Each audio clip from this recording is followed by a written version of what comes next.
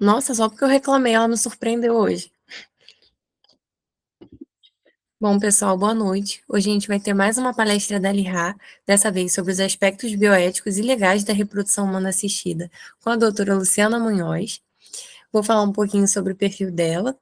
Ela é advogada, mestre em bioética, gestora em saúde, especialista em compliance em saúde, co-criadora do canal Bioéticas, colunista dos portais Migalhas e Sucesso Médico, sócia proprietária do escritório Maia Munhoz, consultoria e advocacia em biodireito e saúde. Luciana, muito obrigada por ter aceitado palestrar para a gente, é uma honra ter você.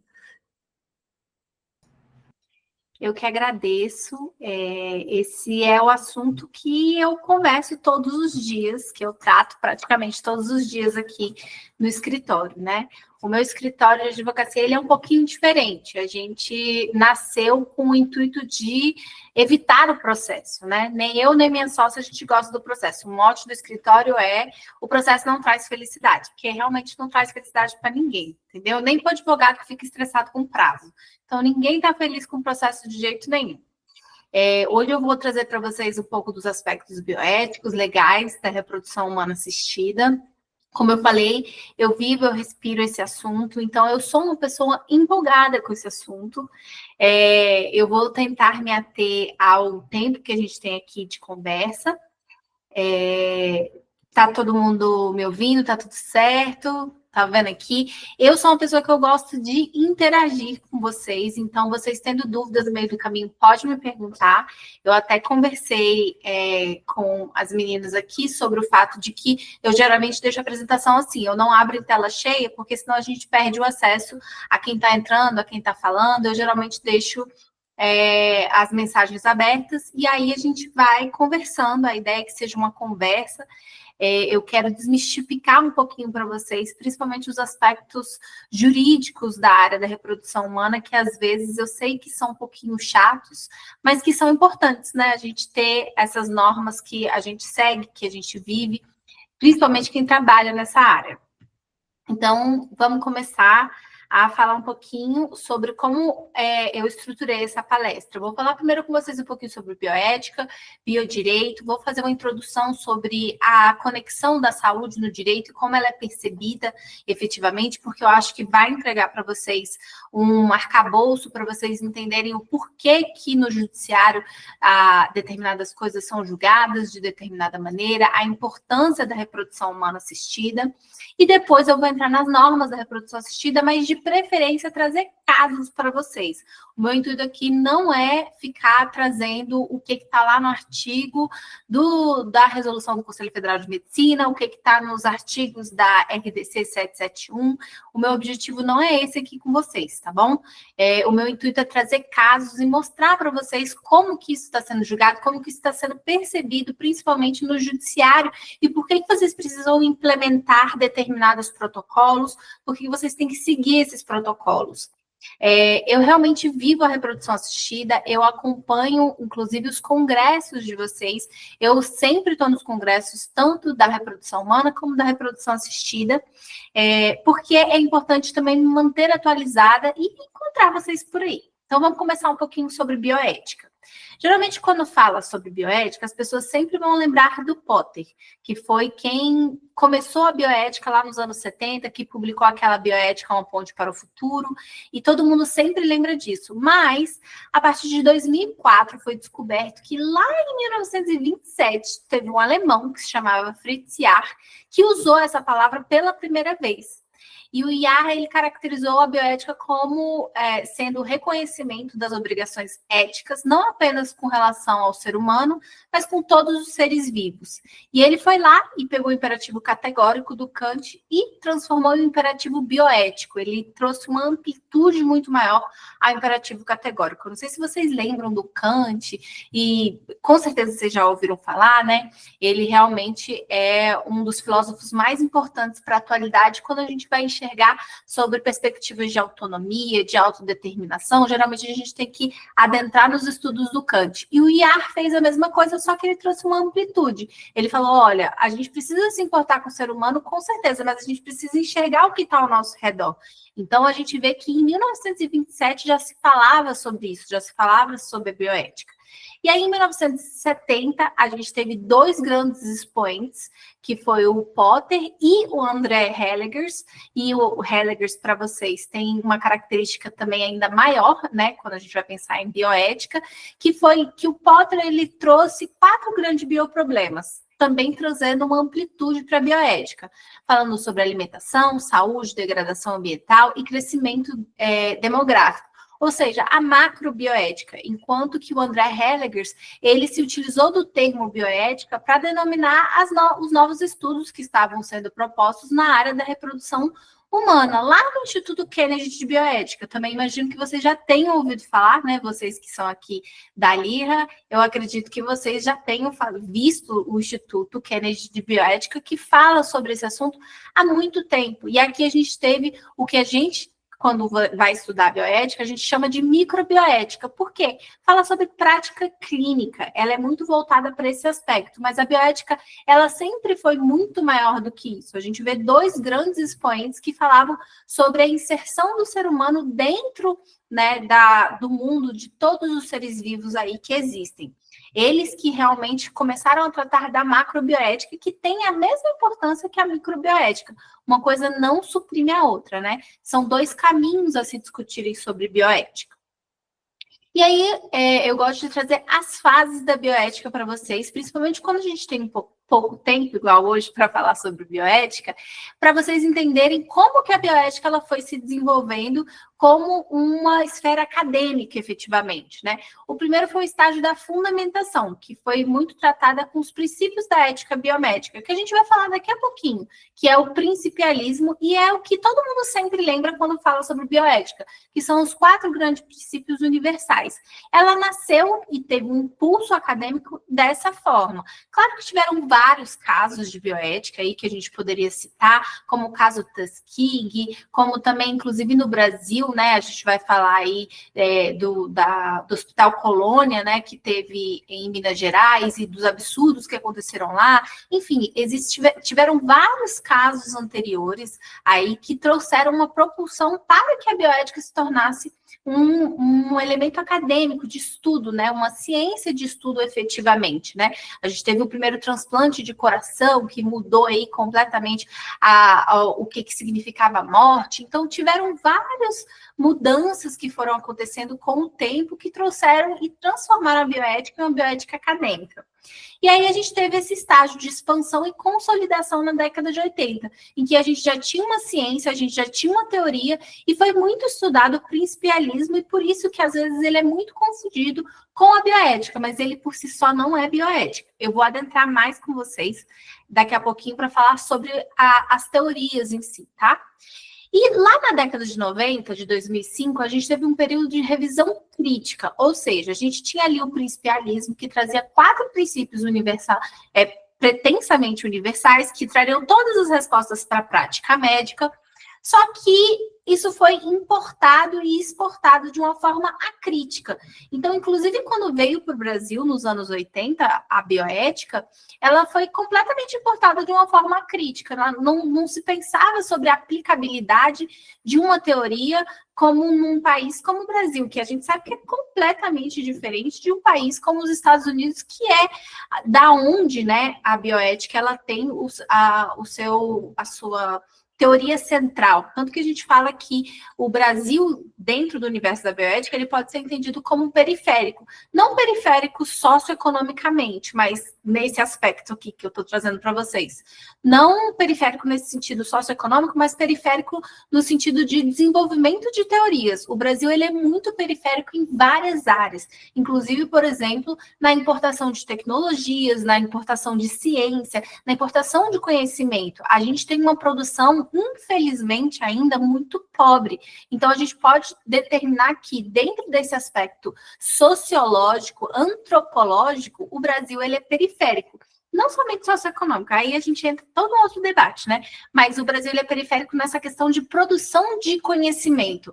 Então, nesse momento da revisão à crítica, a gente tomou para a gente a bioética e falou, olha, a gente precisa adaptar a realidade que a gente tem aqui, né? E como a gente está falando na década de 90, a gente já tinha a Constituição Federal, a gente já tinha o SUS, a gente estava caminhando, né, no início do SUS, ali nos anos 90, e aí a gente falou, olha, a gente precisa de uma bioética que se encaixe a esse sistema único de saúde, a essa realidade brasileira que é muito específica e que o principialismo ele não consegue suprir vários questionamentos que a gente tem aqui no Brasil. Um exemplo claro que eu posso dar para vocês e que eu acho que é fundamental é a alocação de recursos. Quando a gente vai pensar, por exemplo, em pandemia e a gente vai pensar na política pública, eu lembro que muito se falava sobre higiene, sobre higienizar as mãos, sobre higienizar os alimentos, enfim, quem não lavou um pacote de batata palha, né, gente? Todo mundo passou por isso, passou álcool nas coisas e tudo mais. Só que a gente está vivendo num país em que,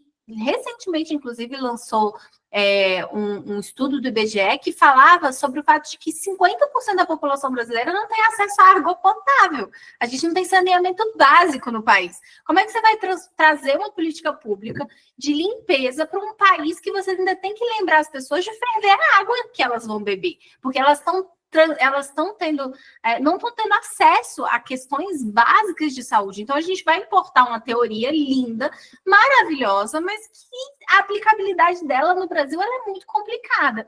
Então, a gente precisa trazer algo para o país que seja realista. E aí, a gente começou a ter teorias aqui brasileiras, teorias que são da América Latina.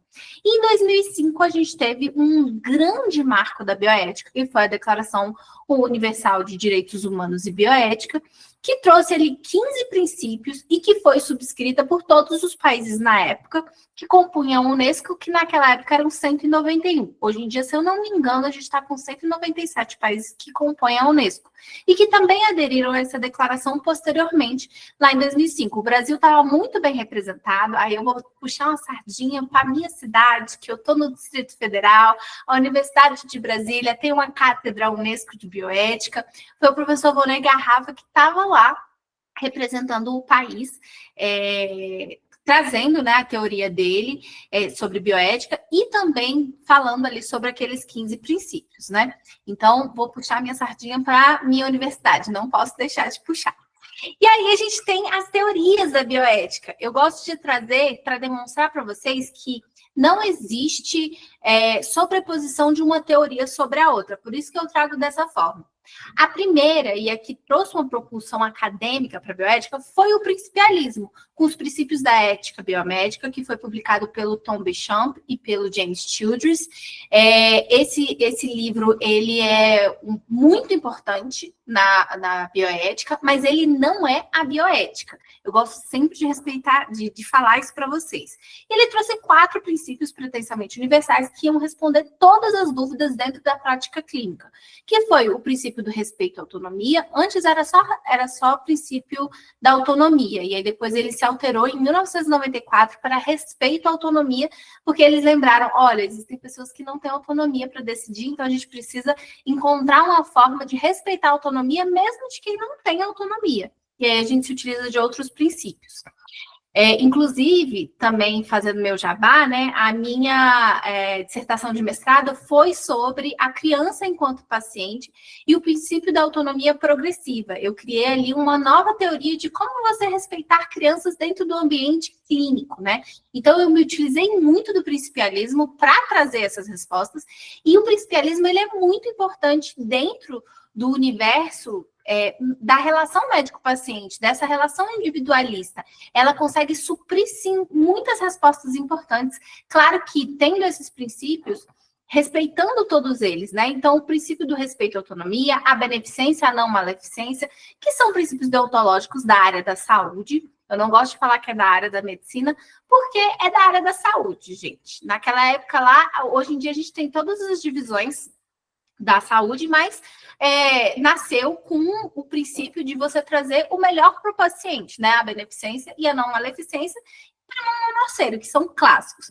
E o princípio da justiça, e aqui o princípio da justiça, ele é especificamente um princípio rawlsiano, né? Eles se utilizaram de John Rawls para trazer a justiça ali, que é o John Rawls, ele fala sobre a justiça enquanto equidade, né? Não igualdade. Que é aquele, eu acho que é clássico, todo mundo já viu essa figurinha, que é quando tem 3 pessoas olhando em cima de um muro, né? E aí você dá a caixinha do tamanho exato para que todo mundo tenha a mesma altura, né? Isso é a equidade. A ideia do princípio da justiça aqui dentro do principialismo, ele é derivado de John Rawls.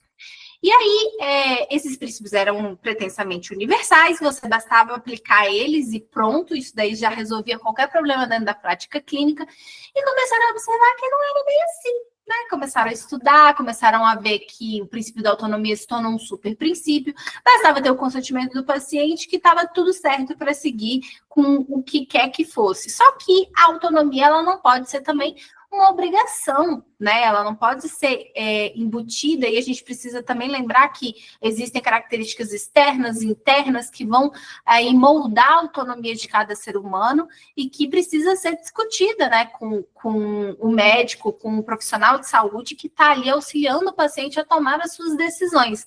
Mas a gente precisa também enxergar os outros princípios.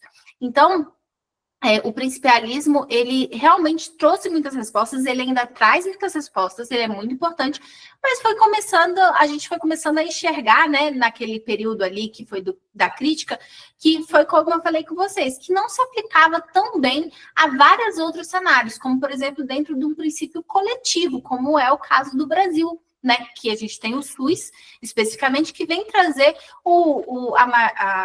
a saúde para a maior quantidade de pessoas, né? Aqui a gente já tem uma justiça, por exemplo, que ela não é rawlsiana, ela é utilitarista. Eu vou trazer o maior bem para a maior quantidade de pessoas.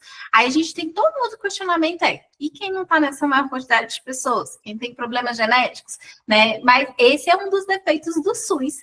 E também é um dos defeitos, já vou começar falando sobre a bioética de intervenção, que é a nossa bioética, que foi pensada e trazida pelo Volney Garrafa e que também traz a justiça dentro de uma perspectiva utilitarista, que o que é a bioética de intervenção? Ela pretende legitimar no campo do estudo das moralidades e da aplicação dos valores éticos uma perspectiva ampla, que envolva os aspectos sociais da produção da doença, contribuindo para a construção de uma bioética crítica que possa ser aplicada nos países periféricos, especialmente no Brasil. Ou seja, quando a gente vai contemplar uma bioética brasileira e a gente vai contemplar o desenvolvimento de um protocolo de saúde no país, a gente precisa enxergar os problemas da produção da doença. Entra no que eu falei para vocês sobre a ausência de saneamento básico. A gente tem um passo anterior a ser dado. A gente precisa de publicidade até hoje para ensinar as pessoas a ferver a água. Por quê? Porque se a gente ainda não conseguiu entregar saneamento básico para essas pessoas, ela tem acesso à água, mas não é uma água potável, ela precisa entender que ela pode ter vários problemas ao consumir uma água que não é fervida. Então, a gente precisa lembrar da produção da doença para também tratar a doença, né, no Brasil. A gente não pode deixar uma coisa de lado, né? E isso eu acho que vale muito também dentro do aspecto da reprodução humana assistida. O motivo pelo qual a gente está tendo pessoas com fertilidade, desenvolvimento, a gente precisa enxergar esse passo anterior para depois a gente tratar a questão que envolve a necessidade da utilização das técnicas de reprodução humana assistida.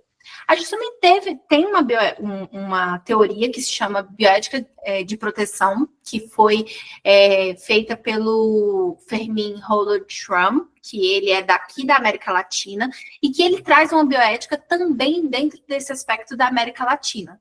E para o Schramm, ele fala que a bioética de produção pode ser entendida como a parte da ética aplicada, construída por ferramentas teóricas e práticas que visam entender, descrever e resolver conflitos de interesse entre quem tem os meios que o capacitam, o tornam competente para realizar sua vida, e quem, ao contrário, não tem esses meios de capacitação. Ou seja, eu preciso entregar às pessoas que não têm acesso e que não tem capacidade de desenvolver acesso à saúde, eu preciso entregar para essas pessoas esse elemento da saúde. Também é pensando nessa perspectiva. Ele fala muito sobre vulnerabilidades, os vulnerados. E não só a vulnerabilidade individual que existe, mas a vulnerabilidade socioeconômica, que é fundamental dentro de uma América Latina que ainda está em desenvolvimento e está tentando entregar a saúde como um elemento que o Estado tem que entregar, né? Que é uma obrigação estatal entregar. A gente também tem a bioética feminista, que também é daqui de Brasília, ela é da Dirce Gilliam e da... Gente, as pessoas esquecendo os nomes das autoras aí, fica complicado. Enfim, ela é daqui de Brasília, e ela é muito importante, a bioética feminista, e ela não é uma introdução, uma incorporação à crítica do feminismo dentro da bioética, né? Não é apenas uma incorporação do feminismo às ideias bioéticas, mas a introdução da perspectiva crítica de feminismo, o olhar crítico sobre as desigualdades sociais, em especial a assimetria de gênero, como um agente questionador de uma teoria universalista e abstrata, que foi o principialismo, né? Elas criticam muito o principialismo como essa teoria que era pretensamente universal, era abstrata e não enxergava as diferenças de gênero. A gente, como menina aqui, só tem meninas por aqui, né? A gente sabe muito bem a nossa realidade dentro do âmbito da saúde, né? E hoje em dia, e vira e mexe, sai um estudo novo, que eu imagino que cause revolta para vocês, assim como causa para mim, né? Que foi a descoberta dos absorventes femininos, que eles não usavam sangue de menstruação, gente. 2023 que o povo descobriu isso. E aí você fica olhando assim, e você fala, gente, meu Deus, como a gente chegou, né? Em 2023, com o pessoal, tipo, preciso usar o sangue, né? E aí você fala assim, olha, não tem nada de errado comigo. Na verdade, os cientistas que esqueceram das mulheres quando eles foram desenvolver os absorventes. Né? Na verdade, foi a mulher que desenvolveu o absorvente, mas enfim. O ponto é que o pessoal foi lembrar de fazer o estudo correto ano passado, essencialmente isso. E vira e mexe, sai, né? Novos estudos. Eu vi o estudo que eu mais gostei, foi a diferença de tempo que a gente precisa para dormir, que fala que o tempo normal de dormir, né, do ser humano era 8 horas, e descobriram que mulheres, a gente precisa de 9 a 10 horas. Nossa, por que será que a gente está sempre tão exausta, né? Enfim. E aí a gente vai tendo essa aplicabilidade dessa bioética feminista. Existem muitas teorias, o meu objetivo aqui não é falar sobre bioética, mas existem muitas teorias, essas são as que a gente mais traz, geralmente, porque são mais fáceis de serem assimiladas, e também existe uma diferença de teóricos, por exemplo, asiáticos, que também importaram de uma forma completamente diferente, de uma forma crítica à bioética, e quando a gente vai pensar em termos de consentimento no Japão, não é a mesma perspectiva de autonomia que a gente tem no Brasil, que a gente tem nos Estados Unidos, são perspectivas completamente diferentes de autonomia. Então, você não pode simplesmente importar de uma forma crítica um termo de consentimento e falar, aplica aí que vai funcionar. Não, gente. A gente precisa entender como que é a visualização daquele país e da ética que eles têm formado, da moralidade que eles têm ali construída dentro do princípio da autonomia, para a gente conseguir construir, inclusive, um termo de consentimento que seja adequado à realidade deles, né? Eu sei que no Japão, você requerer que alguém assine um termo de consentimento pode ser muito mal visto dentro da cultura deles, porque significa que aquela pessoa não confia no profissional com o qual ele está trabalhando. Então, é uma perspectiva completamente diferente de autonomia que a gente tem, de uma autonomia muito mais individualista, em que eu vou decidir sobre a minha vida e pronto, né? As outras pessoas têm que aquecer as minhas decisões, né, de preferência. E aí a gente tem a bioética que a gente chama de principiológica, que é esse momento em que a gente vive. A gente vive uma bioética principiológica que foi trazida pela Declaração Universal de Bioética e Direitos Humanos lá em 2005, que traz 15 princípios.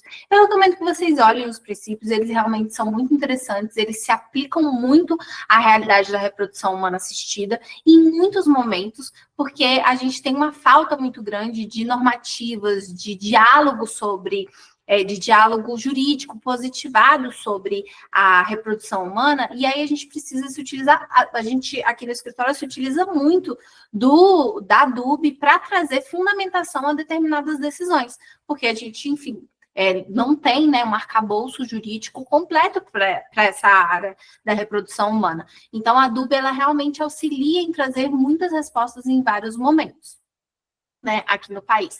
E dentro dessa bioética principiológica, a gente tem todas essas teorias aí que convivem entre si, que funcionam, né, para a situação que for necessária. Aí agora a gente vai chegar um pouquinho entre a união entre bioética e biodireito, um pouquinho essas diferenças. A bioética, ela é esse campo de estudo em que tem a aplicação prática da ética. Ela vai se utilizar da interação de diversas disciplinas, como medicina, direito, filosofia, política, entre outros. Eu adoro dar o exemplo de que quando eu fui fazer meu mestrado de bioética, tinha um matemático. Eu falei, gente, aqui realmente a gente tem de tudo aqui dentro desse universo. Tinha um matemático lá. E a gente fala muito sobre alocação de recursos públicos, a gente fala sobre início de vida, fim de vida, tudo isso dentro do âmbito da bioética. E o biodireito, ele vai se caracterizar pela construção jurídica para os dilemas da bioética. Então, é o ramo jurídico que apoia a bioética e se coloca para além da judicialização da saúde, que é exatamente o que o meu escritório faz. Por isso que, se vocês olharem o nome, a gente coloca lá biodireito e saúde, porque a gente vai muito além da judicialização. Eu vou tentar evitar a judicialização por meio de ferramentas. Que ferramentas? Eu gosto sempre de dar o exemplo do termo de consentimento, que no caso da reprodução humana assistida é obrigatório, né? Então, a gente vai se utilizar de diversas ferramentas, diversas possibilidades para tentar evitar o processo, né? Da melhor forma possível. E como é que a saúde ela é enxergada no Brasil dentro de uma perspectiva jurídica? Tá? Dentro da perspectiva jurídica, a saúde ela é um direito de segunda dimensão, ou seja, o Estado social ele busca a igualdade material e ele tem que entregar essa saúde, porque a gente tem os direitos de primeira geração, que foi quando são aqueles direitos e garantias fundamentais, o seu direito de ir e vir, a obrigação, por exemplo, de sigilo, tudo está lá no artigo 5º. Esses são os direitos de primeira geração, que é quando o Estado ele não deve intervir na vida do cidadão privado. E aí a gente descobriu que o Estado ele tinha que intervir, mas de determinada maneira. Aí a gente criou os direitos de segunda geração, e dentro desse universo está a saúde, os direitos de segunda geração. Dentro do Brasil, a gente pode enxergar de uma forma diferente a saúde pública e a saúde privada. Eu gosto sempre de trazer tudo certinho para vocês enxergarem o porquê que no Brasil a saúde é uma confusão. Porque a gente tem a saúde enquanto objeto e a gente tem a saúde enquanto direito. Então, aqui é confuso porque dentro do âmbito público, a gente tem um modelo universalista, que a gente tem o SUS, em que a saúde ela é um direito que está ali na nossa Constituição e que o Estado ele tem que desenvolver por meio de políticas públicas. Está lá no artigo 196, né? Que a saúde é direito de todos e dever do Estado, todo mundo esquece o resto do artigo, que é garantido por meio de políticas públicas. Né, que a gente tem que fazer as políticas ali para entregar a saúde para o Brasil. A gente tem um modelo universalista, o sistema de saúde é financiado e operacionalizado pelo Estado. Aqui a gente tem o que a gente chama do paciente cidadão aqui no escritório. E quando a gente vai enxergar a saúde privada, ela é, na verdade, um modelo de seguros privados, em que o sistema de saúde ele é financiado por seguradoras privadas ou por pacientes particulares. Ou seja, a gente tem aqui a entrega de prestação de serviço. Então, ao mesmo tempo em que a gente tem a saúde enquanto direito, a gente também tem prestação de serviço. E por isso que vocês, enquanto pessoas que operacionalizam a saúde, né, vocês são responsabilizados dentro do aspecto de prestação de serviço. E aí isso causa uma confusão enorme, porque ao mesmo tempo a gente tem a saúde enquanto um direito. E por isso que todas as profissões de saúde do Brasil, a gente vai olhar os códigos de éticas, fala sobre não mercantilizar a profissão. O que não é uma realidade no mundo que a gente vive hoje em dia. Então, é por isso que publicidade dentro do ambiente redes sociais também traz uma responsabilização ali das pessoas como da saúde enquanto um direito. Então, eu preciso informar, eu não posso vender a minha saúde. Diferente, por exemplo, dos Estados Unidos, em que a gente vê publicidade de saúde à torta direito, né? Falando que é o melhor lugar é aqui para fazer o seu tratamento de reprodução humana assistida. E no Brasil não pode. Por quê? Porque a saúde ela é um direito, mas a pessoa que operacionaliza a saúde, ela é responsabilizada como um prestador de saúde. Eu não sei se eu me fiz entender. Ou seja, a saúde enquanto um elemento, ela é um direito. O prestador, ele tem responsabilidade como se você estivesse vendendo qualquer outro serviço que a gente consome, né? E isso é muito confuso, porque isso impacta em tudo, né, dentro do âmbito da saúde, e principalmente para quem tem clínicas, para quem faz isso de uma forma privada, né, e que não é realista. Eu sou responsabilizada enquanto um prestador, mas ao mesmo tempo eu preciso lembrar que a saúde é um direito, eu não posso mercantilizar ela. Então eu vou abrir minha clínica, ficar quieta e esperar que as pessoas descubram que eu existo.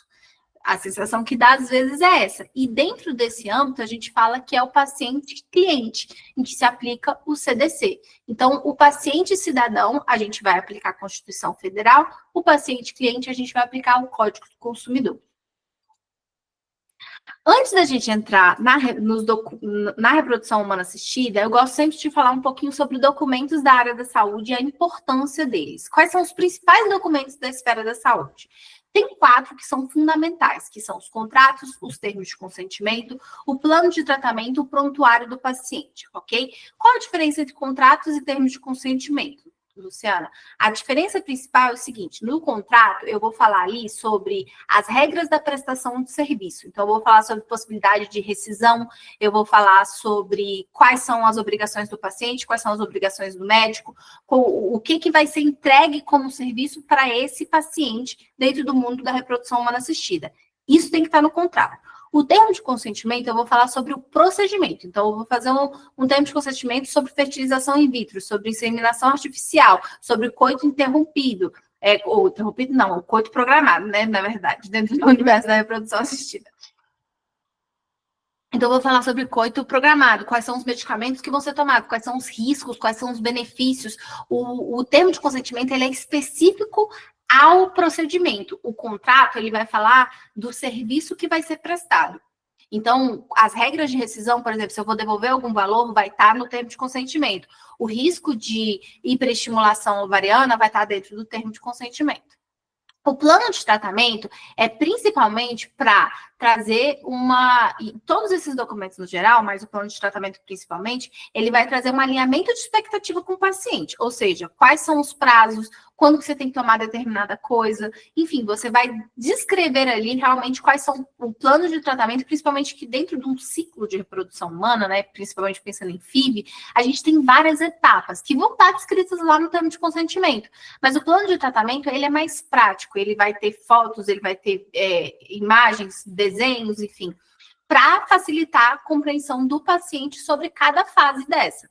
E o prontuário do paciente é onde tem que estar tudo, que é sempre o mais negligenciado, é o menos preenchido, mas é um dos mais importantes para que vocês tenham a possibilidade de, caso alguém entre contra vocês, vocês tenham ali a possibilidade de enfim, conversar, trazer realmente a comprovação de que vocês passaram os riscos, os benefícios, tudo tem que estar no prontuário do paciente. Não só os dados do paciente, no sentido de... Não só os dados do paciente no sentido fisiológico do paciente, mas tudo que é conversado com o paciente também é importante estar nesse prontuário. Então, olha, entreguei o termo de consentimento hoje, precisa estar lá no prontuário. Foi conversado determinadas coisas com o paciente, precisa estar lá no prontuário. Quem tem acesso, aí a gente vai falar sobre sigilo, confidencialidade e Lei Geral de Proteção de Dados. A Lei Geral de Proteção de Dados é uma lei que veio no país e que estipulou que todas as empresas precisam ter um programa de Lei Geral de Proteção de Dados. Por quê? É o clássico que, se você não está pagando pelo serviço, você é o produto. E dados são produtos muito valiosos. Eu consigo fazer uma publicidade, eu consigo vender tudo na minha vida tendo acesso aos dados das pessoas. E hoje em dia todos os nossos dados estão muito acessíveis, né?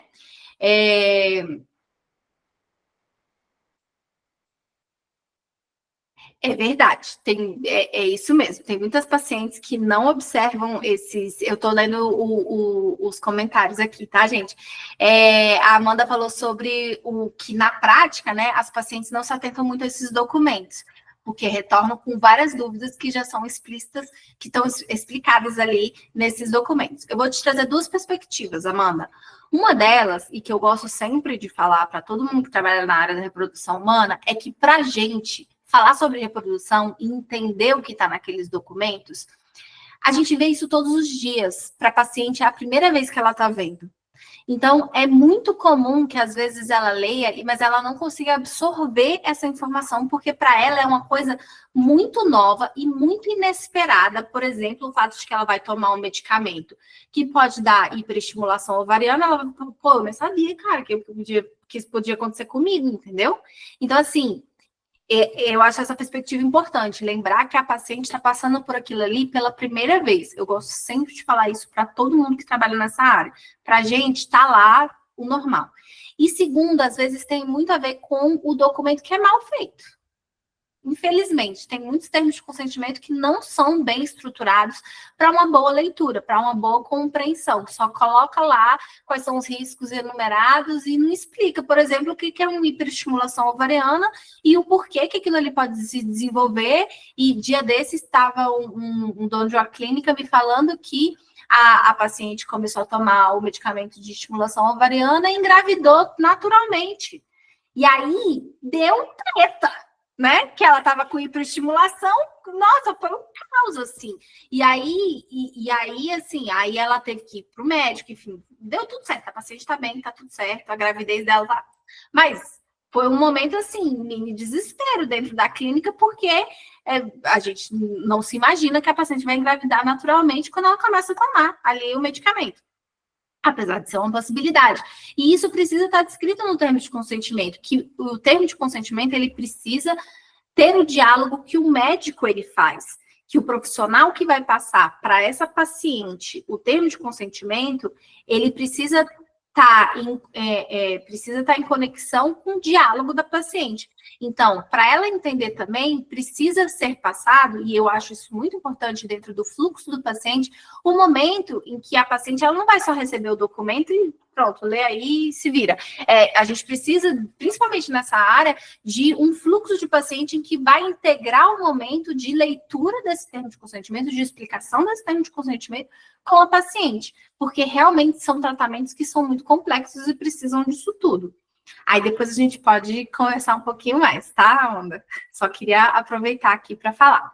Então, voltando sobre Lei Geral de Proteção de Dados. A Lei Geral de Proteção de Dados, tudo hoje em dia é dado, né? Então, desde a nossa foto até todos os documentos que a gente passa, então os dados cadastrais são dados sensíveis, até as questões que envolvem saúde.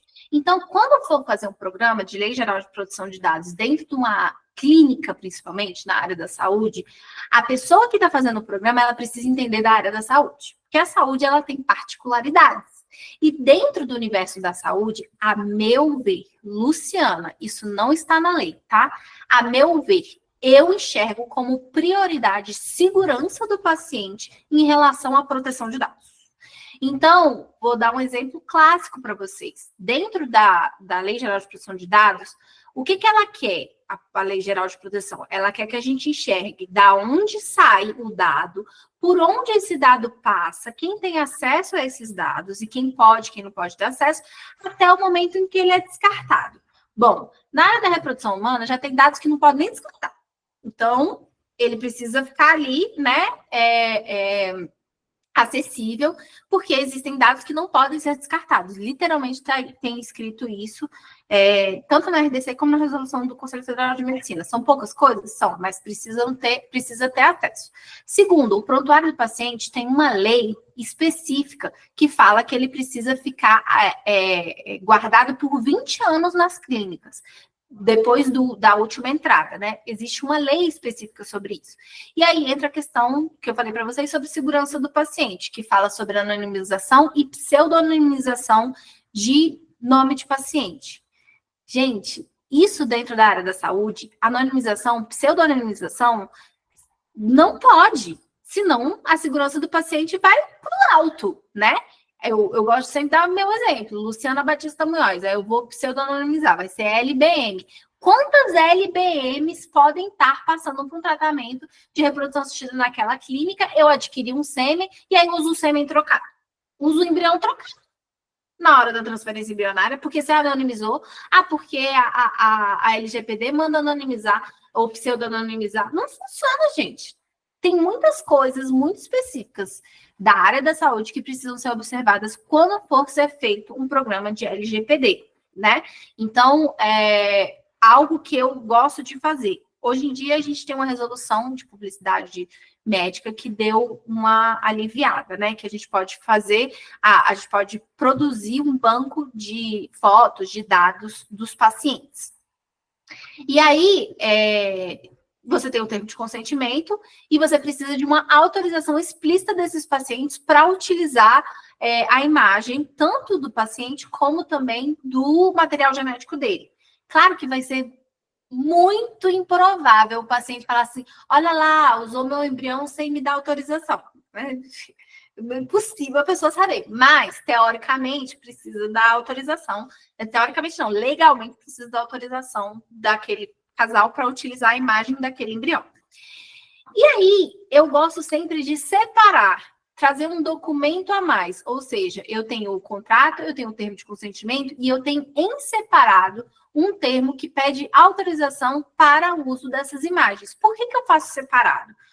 E muita gente, às vezes, coloca junto com os outros documentos. Porque não é para a equipe de marketing estar tendo acesso ao termo de consentimento do paciente.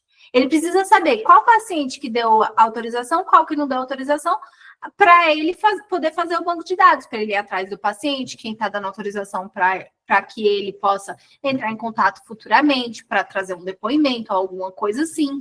Então, precisa ser separado dentro desse aspecto da Lei Geral de Proteção de Dados, porque não é para todo mundo estar tendo acesso ao prontuário do paciente dentro da clínica, né? Todo mundo que eu falo dentro do universo de uma clínica.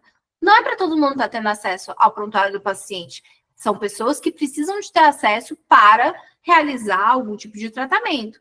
Ou seja, não é para todo mundo daquela clínica ter acesso. E isso envolve, por exemplo, a equipe de marketing. Não é para o jurídico estar tendo acesso a todos os prontuários. Ele vai ter acesso a prontuário, ele vai ter acesso a termo de consentimento específico assinado pelo paciente, né? Porque eu produzo os termos e os contratos. Mas eu vou saber qual é a decisão daquele paciente se ele processar a clínica. Aí sim, eu também tenho o meu sigilo, que eu tenho que resguardar como profissional da área do direito, em relação a todos aqueles dados que eu estou tendo acesso. Então, a gente precisa enxergar isso, né? Dessa importância tanto do programa de LGPD, o sigilo e a confidencialidade, que é uma obrigação dentro da área da saúde, e do direito também, que eu entendo, que a gente também está junto aí, por isso que eu entendo vocês. No Brasil, o Conselho Federal de Medicina, lá em 2016, trouxe uma recomendação que eu gosto sempre de trazer, que é sobre termo de consentimento. O CFM considerou pouca informação sobre o consentimento, ausência do momento de obtê-lo e forma de documentá-lo. E por isso que ele trouxe essa recomendação. A recomendação do CFM considera o consentimento livre e esclarecido como dever do médico e direito do doente. E o processo para obtê-lo não deve ser visto como um ato burocrático, mas como uma etapa da comunicação entre ambos, né, entre médico e paciente. E ele tem uma tripla função. O primeiro é respeitar a liberdade de escolha do paciente, né, traduzindo essa liberdade como autonomia. O segundo é favorecer essa relação intersubjetiva entre o profissional e o paciente, né, estreitando esse vínculo entre eles. E, por fim, definir os parâmetros de atuação do profissional, também fundamentados nessa comunicação, ou seja, a partir das decisões que o paciente ele toma. Só que não são todas as áreas da medicina, da saúde, em que a gente tem uma obrigação da utilização do termo de consentimento. No caso da reprodução humana assistida, a gente tem essa obrigação de utilização do termo de consentimento. tanto por meio da resolução do CFM, como também a RDC, né? A RDC traz essa obrigatoriedade do termo de consentimento. É um termo de consentimento longo, é um termo de consentimento que vai ter escolhas sobre embrião, se tiver falecimento, se tiver divórcio, precisa estar tudo ali, né? O último termo que eu estou produzindo agora para uma clínica de FIV, especificamente de FIV, tem 27 páginas. Por quê? Primeiro, eu não deixo nada pequenininho. Segundo, eu vou pedindo e trazendo, aí entra no que a Amanda falou, né? Que as pacientes não olham. E aí, por isso que eu falo sobre como esse termo ele é produzido. Quando tem, por exemplo, a gente precisa de pedir autorização para transferência embrionária. Isso está lá na RDC 771. Fala especificamente que você precisa dessa autorização. Eu coloco uma caixinha e eu coloco a paciente, a partir desse momento, dá autorização para a transferência embrionária. Aí tem sobre hiperestimulação ovariana. Tem lá como um dos riscos, né? Uma das possibilidades que pode acontecer. Eu trago toda a explicação do que é hiperestimulação ovariana, o que ela precisa fazer se ela tiver algum sentido, que é, amiga, vá na emergência, né? A gente precisa deixar isso em vermelho, vá na emergência, e aí também ligue para o seu médico. A primeira coisa é emergência. E aí tem uma caixinha também para que tenha os principais sintomas e ela entenda. Em cima está a descrição de todos os sintomas, mas eu coloco uma caixinha para que ela tenha ciência desses riscos e mais do que isso, eu sempre coloco o cônjuge ou a cônjuge também para assinar para que todo mundo saiba desses riscos, né? Então, isso daí é a rúbrica que a paciente tem só em relação a esse risco. Tem outras coisas que eu vou destacando no termo para que eles tenham essa ciência. Tem, inclusive, também sobre registro de filhos. Eu gosto de deixar tudo muito claro ali, para que as pessoas também possam ter mais entendimento do que elas estão escolhendo. E eu gosto sempre de falar isso para todo mundo que trabalha na área da saúde. Um paciente bem informado, ele é um paciente com muito menos risco de processar. Por quê? Porque ele tem ciência das escolhas que ele está fazendo. A não ser que não tenha um bom alinhamento de expectativa, a não ser que o paciente não entenda, aí geralmente é quando a gente aumenta a possibilidade de processo. Tem como a gente ter certeza, né, que a gente está entregando aquele termo, com tudo descrito, e ele está entendendo tudo? Não, porque aí entra numa outra questão que às vezes o paciente não absorve essas informações. Daí também está a importância do termo estar assinado, né? Por quê? Quando tiver um processo, você fala, olha, a gente falou, a gente mostrou, a gente passou, o paciente não quis olhar. Aí já também, né, saiu das minhas mãos a possibilidade de trazer informação para o paciente. Uma outra característica que eu acho importante vocês entenderem sobre validade jurídica do termo. E nesse caso também vale para contratos, de certa forma, também. Porque a primeira característica, que é a fundamental e que vale para contratos, é a questão de capacidade. E capacidade aqui que eu estou falando é a jurídica, né? É essencial que seja assinado por pessoa capaz. Nos casos de incapacidade, deverá ser assinado pelo representante legal, pai, tutor ou curador. Ou seja, tanto a incapacidade por uma ausência de chegar à idade legal, que é 18 anos, como também a incapacidade, às vezes, cognitiva, de entendimento. E quando o paciente é adolescente? Já passei por um caso desse de reprodução humana assistida. A paciente, ela tinha 17 anos, ela descobriu que ela estava com câncer e ela queria preservar óvulos para o futuro. E ela era virgem. E aí a gente teve que deixar muito claro, a gente fez um termo específico para ela, falando que aquele procedimento, né, ia romper o ímen e o que isso significava, e que tinha as possibilidades, por exemplo, de reconstrução do ímen, mas que não estava incluso, né, no tratamento que estava sendo oferecido, mas que essa era uma possibilidade. Enfim, a gente deixou tudo muito claro para a paciente, ela assinou, e aí o responsável assina em conjunto. Eu acho importante o menor. E aí entra muito também o meu entendimento, porque eu estudei crianças enquanto paciente, né? Crianças e adolescentes. Eu acho que o adolescente, ele sempre tem que estar incluso na decisão. Ele tem que ser, no mínimo, um decisor secundário, se não primário, da saúde dele, né? No caso dessa menina, ela ia passar por um processo extremamente, a gente pode dizer, né? Extremamente invasivo, né?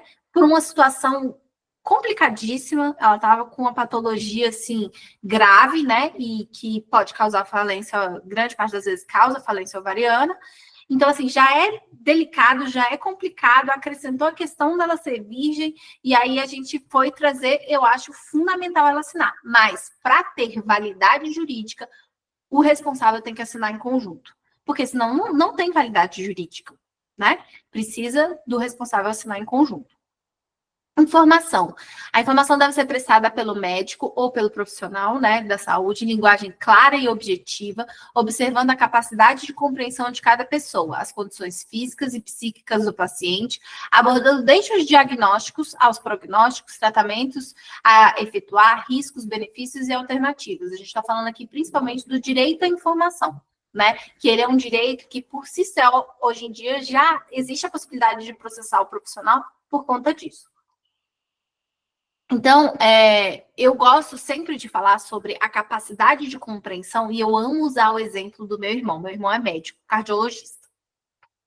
E aí ele trabalhou no SUS durante muitos anos. E aí ele falava, ele tinha um paciente que o paciente ele tomava um medicamento, aí ele se sentia melhor, ele parava de tomar o medicamento, aí ele passava mal. Aí, clássico, né? Dentro do SUS. Aí um dia ele falou: não, gente, eu vou fazer esse homem entender. Aí ele sentou com ele, aí explicou as veias e por que ele precisava, e não sei o quê, explicou um monte de coisa, um monte de coisa. E aí ele falou assim: você entendeu? Pode me falar o que eu te falei, né? Faz aquela parte de talkback, né? Que é uma técnica para você ver se a pessoa teve a compreensão do que você estava falando, não sei o quê.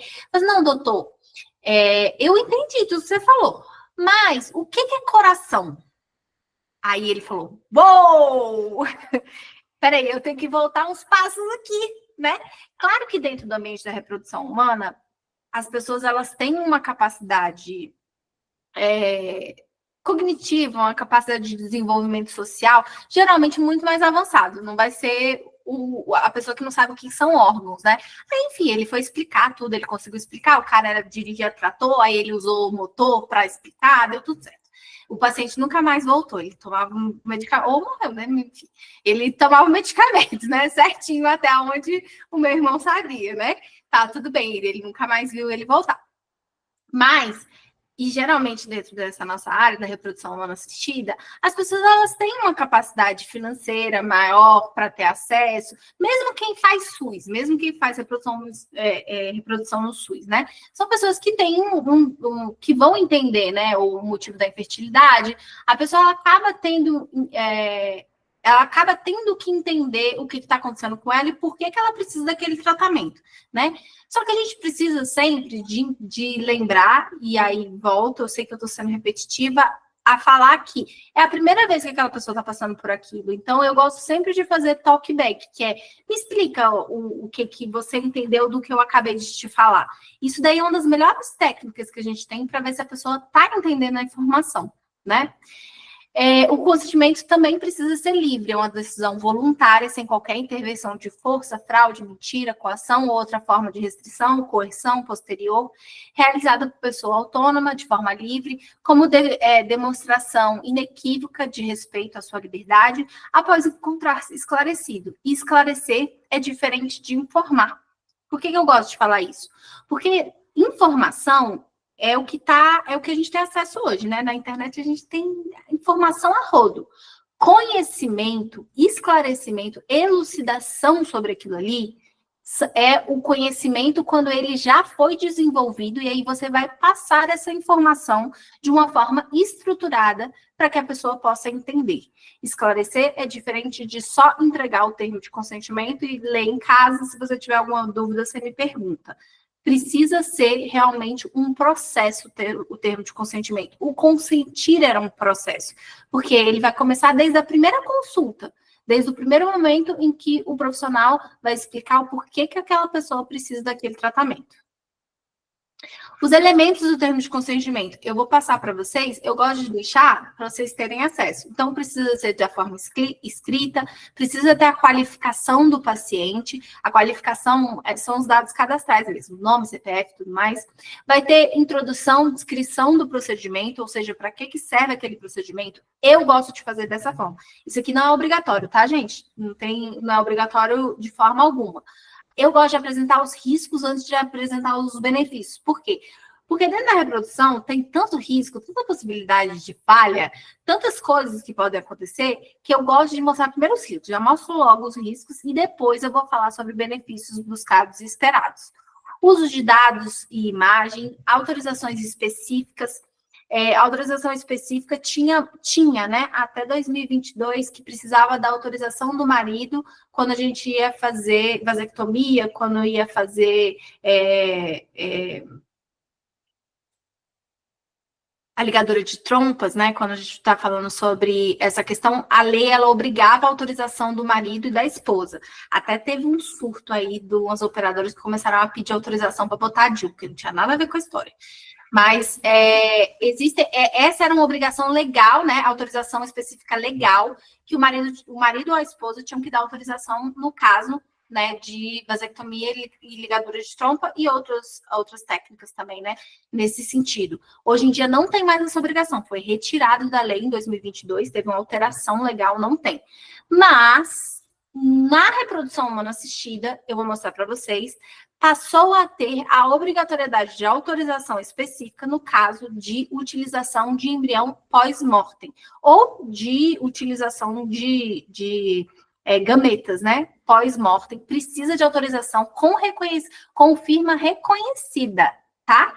Isso daí precisa estar claro no termo de consentimento, precisa da firma reconhecida para utilização no caso de pós-mortem, ou seja, uma autorização específica. Possibilidade de retirar o consentimento ele não é obrigatório, também vou trazer um caso para vocês. E as considerações finais, falando sobre o fato de que a equipe, né, ela vai fazer determinados procedimentos, se o médico não puder aparecer, enfim, é como se fosse trazer os pontos finais ali do termo de consentimento. Eu trouxe um estudo de caso para vocês para falar sobre o termo de consentimento livre e esclarecido. Eu não vou ler tudo aqui para vocês. O que eu queria trazer para vocês é como o judiciário ele enxerga o termo de consentimento, né? Aqui a gente teve um caso de indenização por danos morais, no caso de mamoplastia e lipoaspiração, e aí a paciente entrou contra o profissional. Já é uma questão delicada quando a gente fala estética. Estética, a gente tem uma responsabilidade que a gente chama de, que a gente pode entender como objetiva, que a gente vai falar sobre, na verdade, imperícia, imprudência e negligência, entendido dessa forma, né, no judiciário, quando a gente fala sobre a estética. E aqui a gente teve um caso claro em que o termo de consentimento conseguiu comprovar que o profissional tinha dado todas as informações para a paciente. Então, fala, o laudo pericial é suficientemente seguro para afirmar a ausência de qualquer negligência do cirurgião. E no final, acrescenta, obter da recorrente, que é a paciente, né, por escrito, o termo de consentimento no qual explica todo o procedimento, informando-lhe sobre os possíveis riscos e complicações pós-cirúrgicos, o recorrido agiu com honestidade, cautela e segurança. Então, o judiciário ele tem enxergado dessa forma a importância do termo de consentimento e como, ao mesmo tempo também, eles refutam veementemente o termo de consentimento genérico. Precisa ser específico ao procedimento. Aquele termão que era utilizado, em que tinha todas as possibilidades ali, hoje em dia não é bem visto no judiciário. Na verdade, é muito mal visto no judiciário o termo de consentimento genérico. Aí eu trouxe aqui para vocês também sobre um caso que é relativamente recente, que o paciente ele passou por uma cirurgia. Não, esse aqui foi o seguinte, o paciente ele foi fazer uma cirurgia de ronco, né? Ele tinha várias questões, ele vai fazer, e aí ele morreu de choque anafilático por causa da anestesia, né? Que é uma possibilidade muito triste e praticamente impossível de você saber antes de usar, né? Ele morreu de choque anafilático. E aí a família entrou contra o profissional e foi definido que a falha na informação do dever de informar acerca dos riscos de morte da cirurgia trouxe a possibilidade de indenizar, então, aquela família pela morte do paciente. Ou seja, a falta de informação por si só já é uma causa de pedir. Não precisa ter, já é entendido como uma negligência, né? Já é entendido como um erro do profissional e da situação, né, da cirurgia. A falta de informação por si só, ela é um direito de pedir, e mais do que isso, eles apresentaram um consentimento e mostra um consentimento genérico, né, que não trazia a informação sobre possibilidade de choque anafilático no uso de substâncias, no caso de ele passar por essa cirurgia. Então, não foi aceito o termo de consentimento, porque ele era genérico. O outro caso aqui também, responsabilidade civil do médico, inadimplemento do dever de informar, a importância da especialização da informação do consentimento específico, é por isso que eu gosto de trazer esses exemplos para vocês, e a inobservância do dever de informar e de obter o consentimento informado do paciente viola o direito à autodeterminação e caracteriza a responsabilidade extracontratual. Também deu a causa para os pacientes por causa de um termo genérico. Então, o termo genérico também não é bem visto, ele precisa ser específico ao tratamento. Quais são as normas da reprodução humana no Brasil? Finalmente chegamos aqui, né? O primeiro deles está lá na Constituição, quando fala que vai falar sobre planejamento familiar. Afinal, o planejamento familiar, que está lá no artigo 226, ele fala tanto sobre as possibilidades de contracepção como de concepção, né? Planejamento familiar são os dois aspectos, e por isso que a gente entende que a fundamentação principal da reprodução humana assistida está nesse parágrafo 7º aí do artigo 226. A gente também tem a Lei de Biossegurança, que ela vai falar, na verdade, sobre estudo de células-troncos embrionárias, né? Durante muitos anos, ela foi usada como um paralelo por causa dessa questão dos embriões, né? Que tem que ficar 3 anos ou mais criopreservados. Ela foi utilizada durante um tempo aí como parâmetro pelo próprio CFM para determinar o tempo que o embrião precisava ficar criopreservado antes de ser descartado. Só que a lei de biossegurança, ela só fala sobre isso, né? Sobre o estudo dos embriões, ela não fala de gametas, e é só isso que existe, né, nessa norma sobre essas questões. Só que é a norma que a gente tem, né, que vai falar sobre estudos de células-tronco embrionárias. O nosso Código Civil de 2002 também já falou sobre isso, sobre o fato de que, na constância do casamento, os filhos havidos no tempo do casamento, eles têm os mesmos direitos, porque antes de 2002 existiam os filhos bastardos, né, que não tinham direito à herança, que tinham menos direito à herança.